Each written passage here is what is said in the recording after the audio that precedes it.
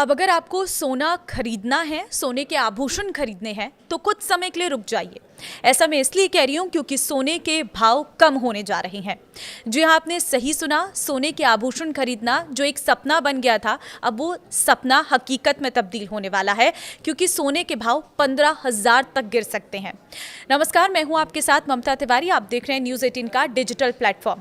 अब सोने के आभूषण खरीदना एक सपने जैसा हो गया था। शादी के लिए गहने खरीदना या भविष्य के लिए बचत करना मुश्किल हो गया था।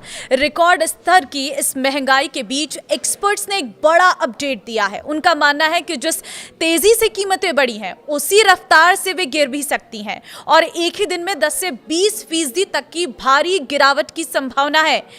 इस पूरे साल सोना और चांदी दोनों ने नए रिकॉर्ड बनाए हैं। अंतर्राष्ट्रीय बाजार में सोने की कीमत प्रति औंस लगभग $4,500 तक पहुंच गई है। वहीं भारत में सोना 1,40,000 के ऑल टाइम हाई पर कारोबार कर रहा है। इसके अलावा चांदी की कीमतों में आई तेजी ने सभी को चौंका कर रख दिया है। घरेलू बाजार में चांदी 2,50,000 प्रति किलो के पार पहुंचकर इतिहास बना चुकी है। तेज उछाल के बीच एक्सपर्ट्स ने कीमतों में गिरावट को लेकर चेतावनी दी है। उनका अनुमान है कि एक ही दिन में चांदी में 10 से 12% तक की गिरावट आ सकती है और सोने में भी बड़ी गिरावट देखी जा सकती है। फिलहाल बाजार में विक्रेताओं की संख्या कम है, लेकिन एक्सचेंजों पर बड़े लॉन्ग पोजीशन बने हुए हैं। जैसे कि मुनाफा वसूली शुरू होगी, बाजार को बड़ा झटका लग सकता है। हालांकि इतनी ऊंची कीमतों पर असल में खरीद कौन रहा है, ये आम लोगों के लिए हैरानी का विषय है। तो एक्सपर्ट्स के मुताबिक आभूषणों या फिर रोजमर्रा के इस्तेमाल के लिए सोने की खरीद घट गई है। दुबई और भारत जैसे बड़े बाजारों में सोना और चांदी छूट पर मिलना इसी का संकेत है, यानी ग्राहकों की खरीद कम हो रही है लेकिन कीमतें बढ़ रही हैं।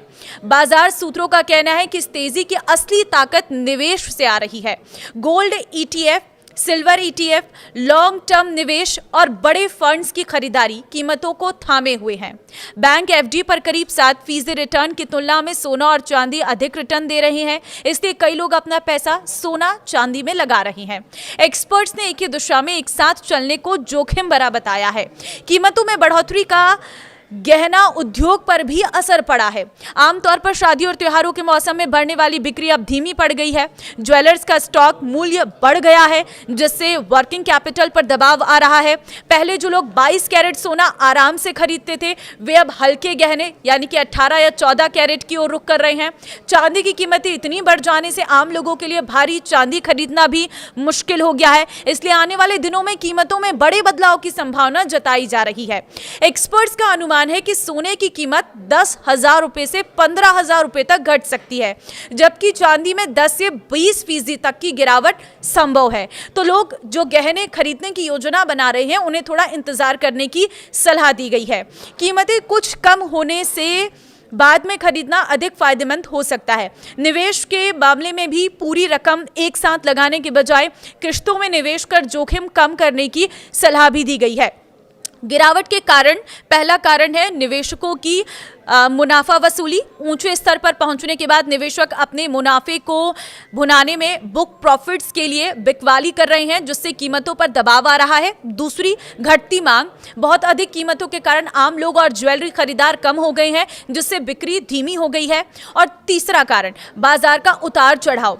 तेज उछाल के बाद बाजार में अस्थिरता बढ़ जाती है और गिरावट आ सकती है, जो कि सामान्य है। तो ये कुछ कारण हैं जिसकी वजह से सोने की कीमतों में कमी आने वाली है। तो अगर आप भी अपने लिए कुछ भी सोने का गहना खरीदने वाले हैं या फिर अगर आप स्टॉक खरीदने वाले हैं, तो थोड़ा थम जाइए। इस साल को खत्म होने दीजिए और अगले साल के कुछ दिन और इंतजार करना है और उसके बाद आप सोने की खरीदारी कर सकते हैं।